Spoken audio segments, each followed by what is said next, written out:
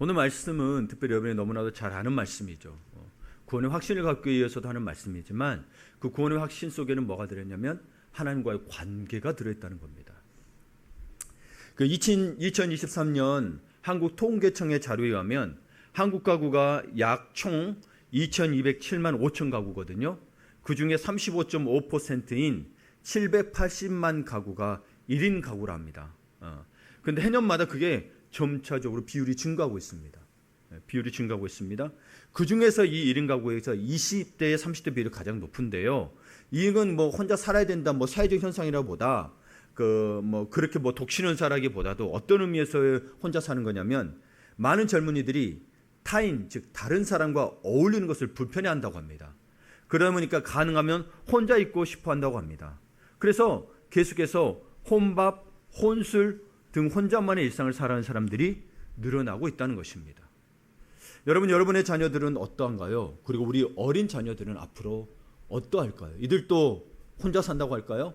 그러니까 혼자 산다는 것은 결혼하기 싫어서 그런 일이라기보다도 그냥 다른 사람이 하고 있는 게 싫은 거예요. 그냥 혼자. 그래서 여러분 예전에도 신문에 보니까 청소년 중에도 젊은 층에서도 은둔이라고 그러죠. 아이 혼자 하는 것보다 아이 집에서 나오지 않는 은둔형이 보고된 거면 70만 명입니다. 그러면 이래저래 합쳐서 90에서 100만까지 이를 거라고도 합니다. 좀 심각하죠, 그렇죠?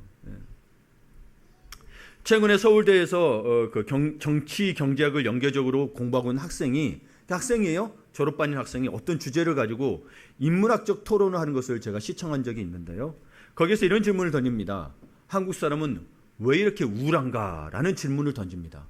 그러면서 그 이유가 한국 사회는 각자 도생, 즉 홀로 세상과 싸우는 느낌을 주고 있다는 겁니다. 혼자 세상과 싸우고 있다는 느낌을 주는 거예요. 가족이 있어도 혼자 싸우는 것에 세상과 싸우는 느낌을 준다는 겁니다. 이것을 좀 더 풀면 어떤 의미냐면 인간이라면 누구나 타인의 삶에서 의미 있는 존재가 되고 싶은 본성이 있다는 겁니다. 인간에게 본성이 있는데 다른 사람에게 의미 있는 존재가 되고 싶다는 거예요. 그냥 나 혼자 하는 게 아니라 누군가에는 나에게 인정받고 싶은 마음이 다 있다는 본성이 있다는 거예요. 그런데 현대사회가 그 본성을 충족시켜주지 못하고 있다는 점입니다. 오히려 그 본성이 있는데도 불구하고 그것을 본성을 부정하고 어떻게 하냐면 혼자여도 괜찮다라는 메시지를 많이 전달하는 사회로 되어가고 있다는 겁니다. 이게 인간은 본성상 더불어서 살아야 되고 타인과 더불어 살아야 되는데 여러분 미디어도 보시면 알겠지만 자꾸 혼자여도 괜찮아 하게 되면서 이 본성에서 어긋나게 만들게 되면서 이게 참 문제가 되는 게 뭐냐면 이것이 혼자인 게 나쁜 거는 아니지만 혼자여도 괜찮다는 게 사실인지 여러분 생각해봐야 됩니다. 혼자 있는 게 나쁜 건 아니에요. 근데 혼자여도 괜찮다는 이거는 문제가 있는 게 뭐냐면 인간은 이 본능이 있다고 그랬죠. 타인의 삶에서 의미를 찾으려는 욕구가 있다고 그랬잖아요. 이 욕구가 충족되지 않을 때 그게 정신적인 문제로 이어진다고 합니다. 심지어는 어떻게 하냐면 자살까지 한다고 합니다. 이 관계에서 혼자 있다고 느끼는 순간 고독감과 애로감 때문에 자살까지 한다는 겁니다. 여러분 관계가 없다는 것은 굉장히 위험한 문제라고 이야기합니다. 그리고 코로나19 공동체 붕괴가 더 심화되면서 개인화의 삶이 더 심각해졌잖아요. 개인화가 심각해지면서 그 영향이 크다고 할 수 있습니다. 여러분도 생각해 보세요. 정말 혼자여도 괜찮은 걸까요? 여러분도 어찌게 인생 살다 보니까 이제는 혼자 살고 싶다 하겠지만 사실은 여러분 그 혼자 살고픈 이유 중에는 내가 존중받지 못한 것 때문에라고 나온다라는 겁니다. 그 여러분의 인생이 고달프라고 표현도 하는 거지만 그건 알아야 되는 게 뭐냐면 사실 세상이 여러분을 속이고 있다는 거예요. 혼자도 괜찮다고 속이고 있는 게 원래 하나님이 인간에게 만들어 주신 공동체성을 여러분 떠나게 만드는 역할을 하고 있다는 겁니다. 이게 위험하다는 거예요. 그렇기 때문에 오늘 말씀을 통해서 여러분에게 말씀하고 싶은 것은 관계가 중요하다는 겁니다. 혼자서는 살 수 없다는 겁니다. 혼자 집에 있는 걸 말하는 게 아니고 여러분 사회 나가서라도 관계를 하셔야 되는 걸 의미하는 겁니다. 여러분 하나님의 형상대로 지음받은 인간은 하나님의 형상대로 지음을 받았기 때문에 누군가와 더불어 살아야 됩니다. 그래서 우리 하나님은 삼위일체 하나님입니다. 절대 혼자가 아닙니다. 한 분이시지만 삼위일체 하나님이시라는 사실을 잊지 마시기 바랍니다. 그분 자체 스스로가 공동체성을 가지고 있기 때문에 인간에게도 여러분 공동체성을 가지도록 요청하고 있는. 그래서 인간은 결코 혼자 살수 없죠. 그래서 아담이 사람이 이 사람이라고 표현하고 사람이 독주하는 게 좋지 못하여 보시기에 좋지 못해서 배필을 마련해 주게 되죠. 그러면 사람이라는 인이라는 한자가 있잖아요. 이게 상형 문자인 거예요. 근데 상형 문자는 옛날 고대 시대 때부터 사람인을 뭐예요? 서로 기대어 사는 모양으로 표현했다는 겁니다. 고대 때부터 사람은 혼자 살 수 없다는 걸 이야기하고 있습니다. 이처럼 사람은 누군가와 서로 관계를 맺으며 살아가게 되어 있습니다. 하나님도 우리에게 서로 사랑하라고 말씀하셨습니다. 어찌보면 우리가 너무 기본적인 것인데도 불구하고 이러면 문제가 해결되지 않을 때 혹은 길 잃어버릴 때 원래 처음 자리로 돌아오잖아요. 그럼 우리 삶 가운데 문제 해결되지 않고 어려움이 있다면 가장 처음 자리, 우리 하나님과 관계가 제대로 되어 있는지 점검해 봐야 된다는 거죠. 그리스도인은 두 가지 관계를 맺으며 살아갑니다. 하나는 하나님과의 관계이고 다른 하나는 사람과의 관계입니다. 십계명도 그렇죠. 하나님과 관계, 사람과의 관계. 신약에 와서도 크고 첫째 되는 계명, 하나님을 사랑하라, 이웃을 사랑하라. 그런데 신자들 중에 눈에 보이는 사람들과의 관계는 중요하게 생각하면서 눈에 보이지 않는 하나님과의 관계는 그리 중요하게 여기지 않는 경우가 있습니다. 이것은 분명히 옳지 않다라고 말할 수 있습니다. 하나님을 떠나서는 죄와 죽음의 문제를, 애로움과 고독의 문제를 해결할 수가 없습니다. 아무리 인간이 봐보세요. 그 문제를 해결하려고 했고 죄와 죽음 문제 혹은 여러분 관계 문제를 해결하려고 혼자 됐지만 결국 혼자 되니까 뭐의 문제가 있어요? 외로움과 고독의 문제가 있더라는 거예요. 이건 하나님을 떠나서는 해결될 수가 없는 거예요. 그러니까 하나님과의 관계가 없으면 하늘로부터 임하는 참된 평안과 온전한 행복을 누릴 수 없습니다. 결혼 생활이 힘들다고 해서 혼자 산다고 해서 행복할까요? 아니요. 그래도 겉으로는 그 사람과 살았을 때보다는 더 행복할 수는 있어도 애로움과 고독에서는 벗어나지 못하는 게 인간인 겁니다. 네. 그렇기 때문에 인간은 하나님과 친밀한 교제를 나누며 하나님의 음성을 들으며 살도록 창조되었는데 이렇게 살지 못하면 여러분 인간에게서 그것을 찾으려고 하면 절대 만족이 안 된다는 겁니다. 하나님에게서 찾아야 됩니다. 남편에게서, 아내에게서, 자녀에게서 아니요. 안 채워집니다. 여러분. 안 채워집니다. 기대하는 순간 여러분 마음속에 상처뿐입니다. 봐보세요. 여러분 기대하죠. 아무리 훌륭한 남편, 아무리 훌륭한 아내라 할지라도 여러분 하면 할수록 기대가 더 높아집니다. 그럼 결국은 뭐예요? 천사를 바랍니다. 남편, 아내를 다 천사를 바랍니다. 여러분 그거 불가능합니다. 맨날 내 아내는 화 안 내는 줄 알아. 어쩌다 화내면 왜 화내냐고 따져. 예를 들어서 그렇죠. 남들보다 정말 화냈어도 어쩌다 화 안 내면은 야 어떻게 그럴 수라고 생각합니다. 여러분 사람에게는 그렇게 사람들은 그렇게 기대하더라는 거예요. 한번 그렇게 하게 되면 기도하는 마음들이 크더라는 거예요. 그래서 여러분 크리스찬들은 그런 게 있다고 그러죠. 착한 사람 콤플렉스 그렇죠. 예. 크리스찬이니까 착하게만 살아야 되는 콤플렉스가 있는 거예요. 여러분 착해야 되는 건 맞는데 예수 안에서 정말 그 마음을 정말 죄의 문제를 극복하고 착하게 살아야 되는 거지. 선하게 살도록 지음받아야 되는 거지. 내가 착하려고 해서 착해야 되는 순간 여러분 내게는 엄청난 스트레스가 됩니다. 여러분 우리 인간은 첫사람인 아담이 있었잖아요. 아담이 범죄와 타락함으로 인해 에덴 동산에서 쫓겨났습니다. 결국 하나님과의 관계가 죄로 인해 단절됐다는 거예요. 죄로 말미암아. 그럼 여러분 그냥 단절될 수준이냐? 아니요. 바울사도는 말하기를 오히려 원수 관계에 놓이게 됐다고요. 그리고 골로새서 1장에 보게 되면 전에 악한 행실로 멀리 떠나 마음으로 원수 되었던 너희를. 전에 악한 행실이 뭐냐면 선악과를 따먹었던 거 말하고 우리의 본질상 우리 죄인들을 이야기하는 겁니다. 원죄를 이야기하는 거예요. 원수가 되었다는 거예요. 여러분 단순히 그 선악과 따먹는 게 죄 지어서 쫓겨났다 이 수준이 아니라 하나님과 원수되었다는 거예요. 원래는 죽을 정도, 형벌로 죽을 존재였다는 거예요. 지금도 하나님과의 원수된 관계에 있는 사람들은 하나님 없이도 얼마든지 살 수 있다고 말합니다. 로마서 1장에서 그래서 말하면 뭐라고 하냐면 그들을 하나님께서 내버려 두셨다고 되어 있어요. 그러니까 여러분 그들이 부자가 되든 그들이 어떻게 살든 막 자유로운 것 같죠. 그런데 하나님은 그냥 내버려 두신 거예요. 그걸 부러워하지 마세요. 믿지 않는 자들의 삶을 부러워하지 마세요. 그들은 하나님과 원수된 사람들입니다. 그들은 동성간의 결혼을 주장하는 듯 주장하거나 그런 다른 것들을 주장하면서 하나님의 창조 질서를 부정하며 이 땅에 더 이상 교회는 필요 없다라고 하며 인간 중심의 휴머니즘을 주장합니다. 그런데 교회도 그런 사람들이 있습니다. 네. 그런데 그 속에는 뭐가 들어있습니까? 사실은 그 속에는요 탐욕과 쾌락의 고리가 서로 연결되어 있습니다. 자신의 이익을 위해 속이고 속는 거짓이 더욱 심화되어 갈 뿐입니다. 그러니까 속고 속이는 관계. 그러니까 여러분 더 인간 중심의 삶을 살자고 했는데 점점 더 인간의 그 죄성이 인간 중심이 뭐예요? 사실 인간 자체가 죄성인지라 원죄가 있는지라 죄성 중심의 삶인데 인간 중심의 삶을 살면 정말 평화로울 거라 하지만 뭐예요? 결국에 자기들 것 따지잖아요. 여러분 봐보세요. 우크라이나와 러시아 전쟁 다 자기 나라의 이익을 따지잖아요. 그 나라에 제가 백성을 태어났으면 여러분 우크라이나를 욕할 수가 없어요. 러시아를 욕할 수가 없어요. 제가 러시아에 태어났으면. 그런 거예요, 여러분. 자기 이익을 위해서 필요하다고 있는 거예요. 자기 중심인 거지. 결국 인간의 휴머니즘이라는 것은 온 인류의 중심이 아니라 다 자기 중심입니다. 자기 나라 중심입니다. 우리 작게도 봐보세요. 우리 불이 났었지만 여기 부천 여기 바로 그렇죠? 부천시청 옆에서 불이 났었어요. 옆에서. 근데 우리 마음은 아프지만 그 가족을 잃어버린 사람처럼 마음이 아픕니까? 아니에요, 여러분. 내 가족 아니면 그렇게 큰 슬픔은 오지 않습니다. 아무리 내가 가지려고 해도 인간은 그렇게 이기적이에요, 여러분. 휴머니즘이라고 해봐야 결국 자기 중심을 못 벗어나요.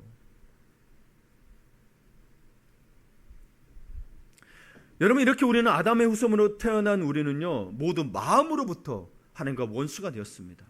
하나님과 원수가 되었기에 하나님의 심판을 피할 수 없는 본질상 진노가 자녀가 되었습니다. 본질상 진노의 자녀. 에베소서 2장 3절에 보면 전에는 우리도 다 그 가운데서 우리의 육체의 욕심을 따라 지내며 육체와 마음에 원하는 것을 하여 다른 이들과 같이 본질상 진노의 자녀였다니.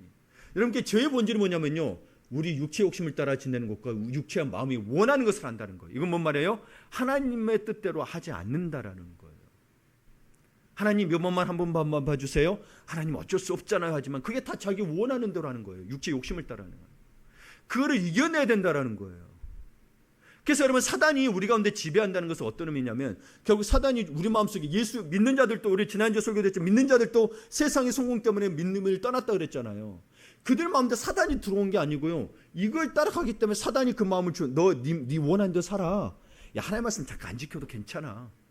야 잠깐 너 이거 있는 거에 더 가진다고 뭐가 죄가 돼? 그게 점차 욕심이 커지더라는 거예요. 인간 자체가 죄성이기 때문에 여러분 더 가지는 게 나쁘다는 의미는 아닌데 그 더 가지고 가자는 마음이 점점 더 커지더라는 거예요. 그래서 주님을 떠나더라는 거예요. 돈이 하나님보다 커버리더라는 거예요. 하나님이 이 정도만요 이 정도만 했더니 언제 그 정도가 채워지지가 않아. 하나님 앞에 영원히 돌아오지를 못해. 내 욕심만큼 채워지지가 않아요. 끝이 없다라는 거예요. 또는 어떻게 해야 되는 줄 아세요? 네. 그러니까 여러분 우리가 정말 이 본질상 진노의 자녀로 살아가기 때문에 하나님과 원수된 관계로 살아가기 때문에 두려움 속에 살 수밖에 없는 거예요. 두려움이 가장 큰 미래에 대한 두려움, 뭐에 대한 두려움이 많죠. 여러분 저 불이 여러분 이 근처에서 안 일어난다고 말을 못하는 거예요. 우리는 저기 근처에서 일어났기 때문에 이 건물에서 일어날 수 있다라는 거 우리는 불안감을 갖는 겁니다. 얼마나 많은 사람이 오늘 또 불안과 두려움 속에서 인생을 살아가고 있는지 모릅니다. 믿는 자라고 하지만 이 자리에서 예배를 드리지만 마음속에는 죽음에 대한 두려움, 실패에 대한 두려움, 미래에 대한 두려움, 질병에 대한 두려움, 그리고 사랑하는 사람들과 헤어짐에 대한 두려움 등 수많은 두려움을 안고 살아갑니다. 하나님에 떠나 원수된 관계를 맺으면 이 두려움을 안고 살아간다는 거예요. 그러니까 오늘 여러분이 가장 먼저 해야 될 일은 하나님과의 원수된 관계를 청산해야 되고 이미 청산했다면 그 관계가 올바로 가고 있는지를 점검해야 되는 거예요. 주님과 관계를 회복해야 된다는 겁니다. 그러니까 그 관계가 사랑과의 관계보다 내가 돈 버는 일보다 더 중요하게 여기는지 점검해 봐야 된다는 거예요. 여러분 직장에서의 관계가 더 중요하다 보니까 그 직장 같은 데 뭐 행사하다 보면 뭐 사업하다 보면 고사 지내는 거 아시죠? 그럼 고사 지내는 데 가서 뭐 돼지 머리에 돈 꽂고 절하는 사람이 있습니다. 기독교인인데도. 사람과 관계, 직장에서 관계가 상사 눈치 보여서. 예배보다 돈 버는 일을 더 중요하게 생각하는 사람이 있습니다.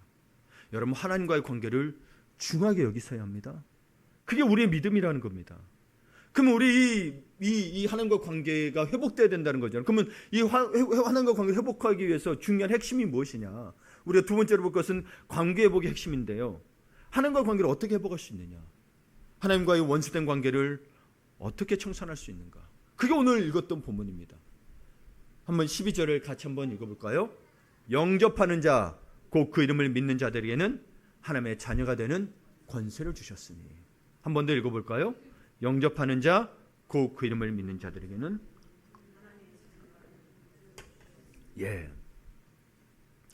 예수 그리스도를 믿으면 하나님의 관계가 회복됩니다. 어떤 관계요? 하나님이 아버지 되고 내가 자녀가 되는 관계. 근데 이게 권세라고 이야기합니다. 그러니까 우리가 하나님과 원수된 이유, 하나님과 원래는 우리 아버지시지만 부모였지만 여러분 본질상 진노의 자녀가 된 이유는, 진노의 자녀라 그랬어요. 자녀가 아니라고는 안 했어요. 진노의 자녀가 된 이유는 모두 죄 때문입니다. 하나님, 인간은 하나님 형상대로 지음을 받았어요. 하나님은 원래 하나님의 자녀예요. 근데 뭐요? 어떤 이는 하나님의 자녀가 되고 어떤 이는 진노의 자녀가 되더라는 거예요. 죄가 우리로 하여금 하나님의 품 안을 떠나게 만들었으며 그 죄가 우리에게 죽음과 불행과 가난과 질병 등 온갖 두려움을 가져다 주었습니다. 이 죄는요, 그래서 여러분 온 인간의 어떤 노력으로도 결코 사라지지 않습니다. 어떤 인간이 노력한다 할지라도 여러분 마지막에는 죽음을 벗어날 수가 없습니다. 반드시 그 값을 치러야 합니다. 그 죄값은 형벌이요 영원한 고통입니다. 그런데 이 땅에 오신 예수님이 시간과 공간을 초월해 내 죄를 담당하시고 십자가에서 그 죄값을 대신 치르셨습니다. 여기 있는 모든 분들을 위해서 믿는 자들에게 그 죄값을 치르셨다는 겁니다. 믿으십니까? 네. 우리 대현 형제도 아멘 하면 좋겠어요. 같이 천국 가야 되니까. 네. 내가 왜 큰 소리 하냐? 우리 대현 형제가 정말 믿음을 가졌으면 좋겠습니다. 이 복음을 믿게 되면 하나님 관계가 회복된다라는 거예요. 네. 우리만 아멘해서 우리만 천국 가는 게 아니라, 우리 사랑하는 아내만 회복해서 천국 가는 게 아니라 사랑하는 남편도 같이 갔으면 좋겠어요. 예, 저는 그 마음인 거예요. 우리 예수님은 온갖 고난과 수치를 당하시면서 마침내 십자가에서 피 한 방울 남김없이 다 쏟으셨습니다. 그리고 마지막에 다 이루었다라고 말씀하시고 운명하셨습니다. 다 이루었다. 테텔레스타이, 헬라어로 뭐예요? 값을 지불했다. 완불했다는, 우리의 죄값을 다 지불했다는, 이걸 믿으시면 되는 거예요. 예, 믿으시면 되는 거예요. 우리 날비 씨가 아멘 했어요? 아멘. 예뻐라. 그렇죠. 예. 예수님께서 십자가에 달려 죽으심으로 우리의 죄값을 완벽하게 지불하셨음을 말합니다. 그러므로 누군지 예수님 믿고 영접하기만 하면 하나님과의 관계를 회복될 수 있습니다. 예. 그런데 아직도 하나님과의 관계가 멀기만 한 것 같습니까? 왜일까요? 그럼 뭘 왜냐고 그러냐면 진짜 예수 그리스도를 믿느냐는 거예요. 그분이 우리의 모든 죄를 위해 십자가 지심을 믿느냐는 거예요. 알고만 있는 거 말고 믿는다라면 여러분 스스로를 더 이상 정죄하지 않습니다. 로마서 8장 1절에서 2절을 보게 되면, 그러므로 이제 그리스도 예수 안에 있는 자에게는 결코 정죄함이 없나니 이는 그리스도 예수 안에 있는 생명의 성령의 법이 죄와 사망의 법에서 너를 해방하였음이라. 아멘. 내가 믿었어. 근데 또 내가 일부러 그런 거 아닌데 죄를 지었어. 내 마음이 연약해서 또 죄를 지었어. 그게 자꾸 정죄. 아이고 나 같은 놈은 구원 못 받아. 아이고 내가 예수 믿는다고 해서 죄 지었으니 난 용서 못 받을 놈이야. 자꾸 자신을 정죄합니다. 그것 때문에 자꾸 눈물 흘립니다. 회개했어요. 그 다음에 또 그러지 마세요. 여러분 그런 분 말이에요. 이 말을 안 믿는 거예요.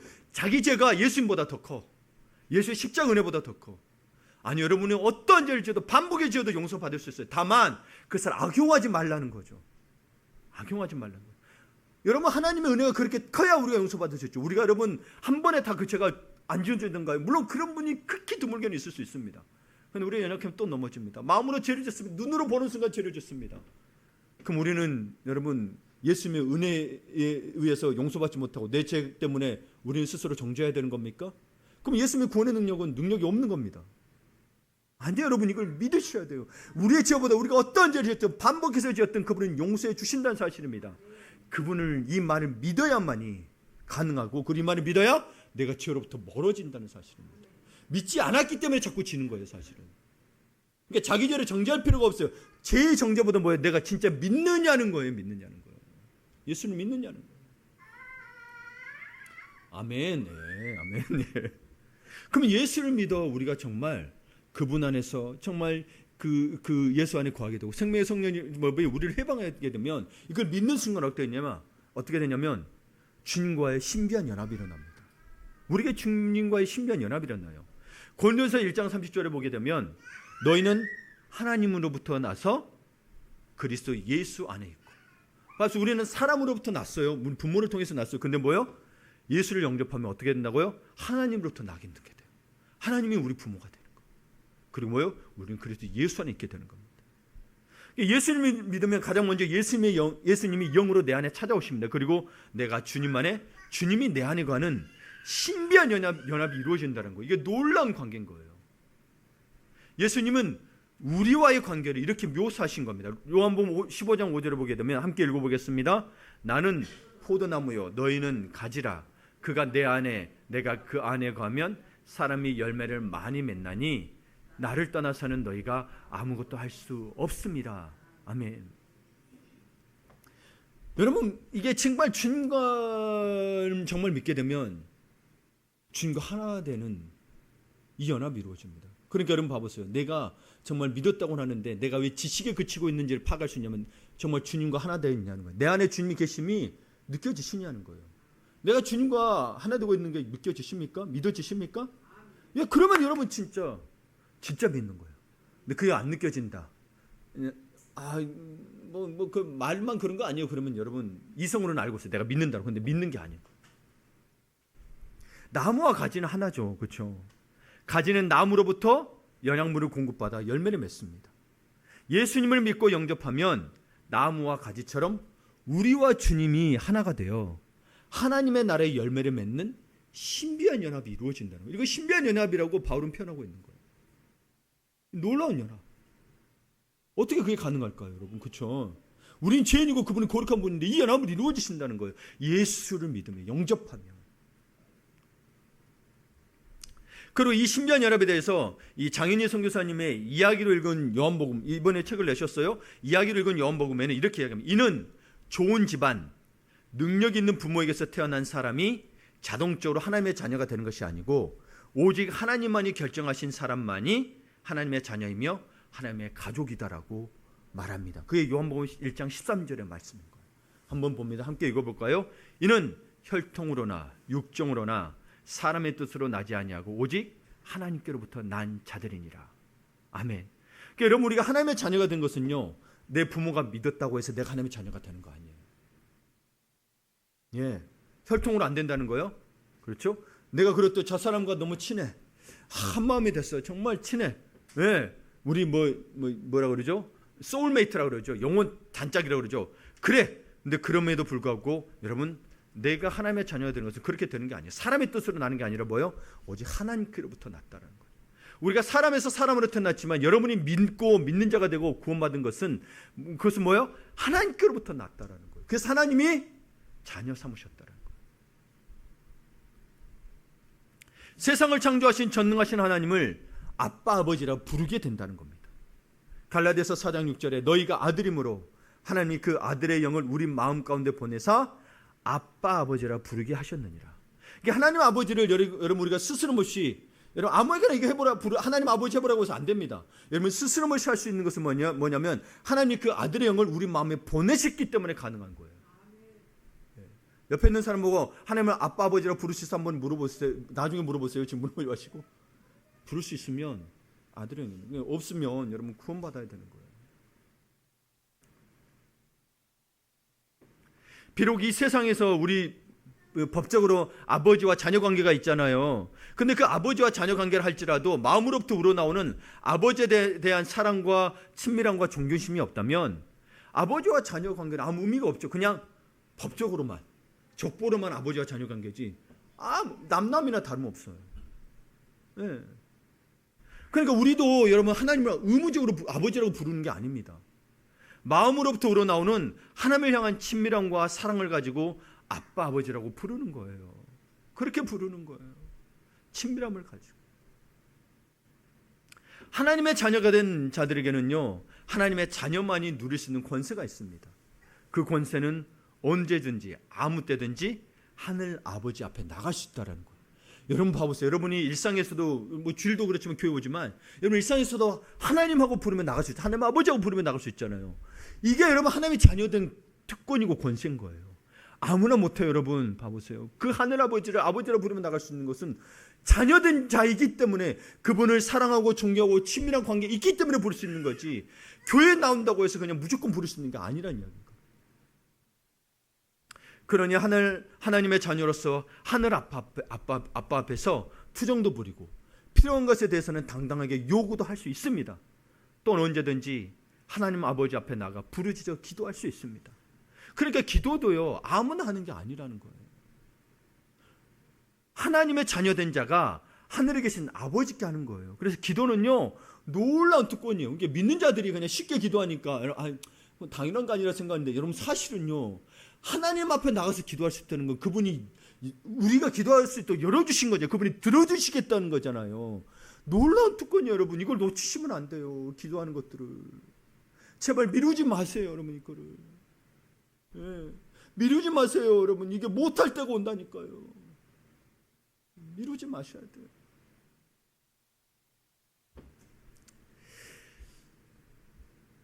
하늘에 계신 하나님 아버지는 당신의 영혼에 가장 필요한 것을 아시고 응답해 주십니다. 당신의 영혼에.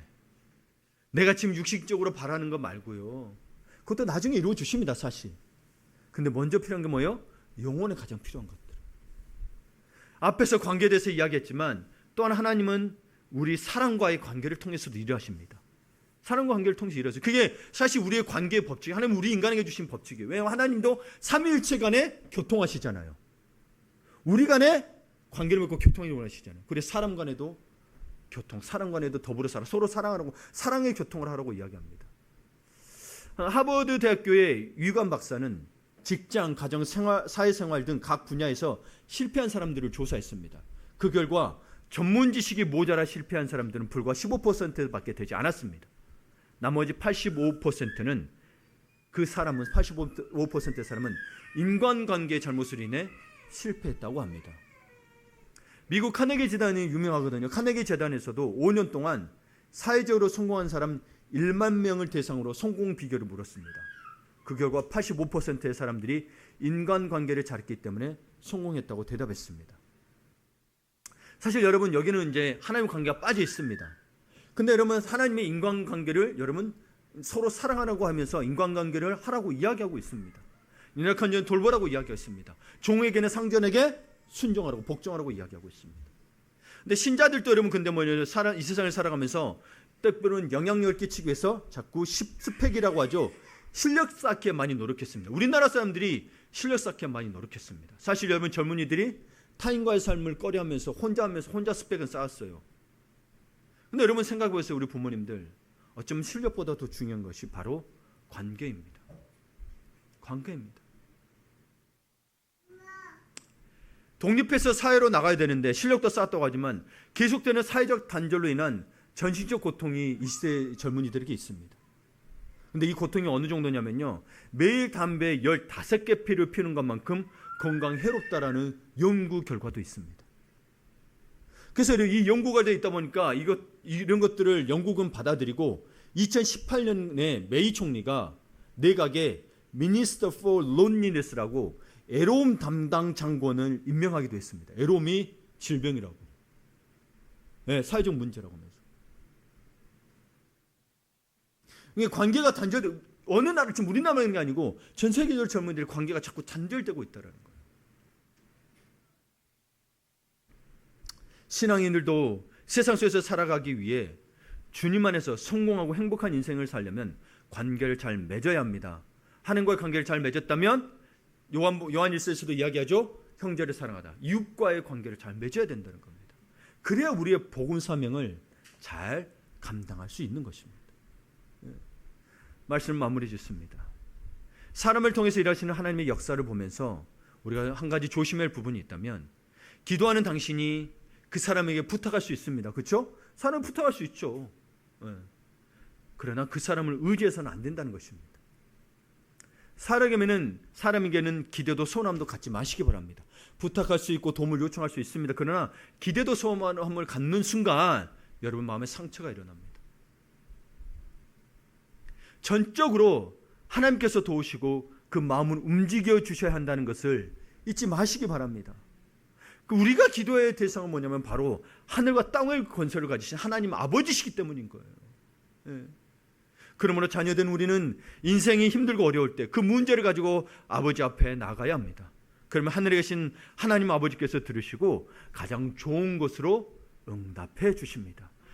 하나님 아버지가 이야기하셨어요. 예수님이 이야기하셨어요. 마태복음 7장 11절을 보게 되면 너희가 악한 자라도 좋은 것으로 자식에게 줄 줄 알거든. 하물며 하늘에 계신 너희 아버지께서, 하늘에 계신 여러분의 아버지께서 구하는 자에게 좋은 것으로 주시지 않겠느냐.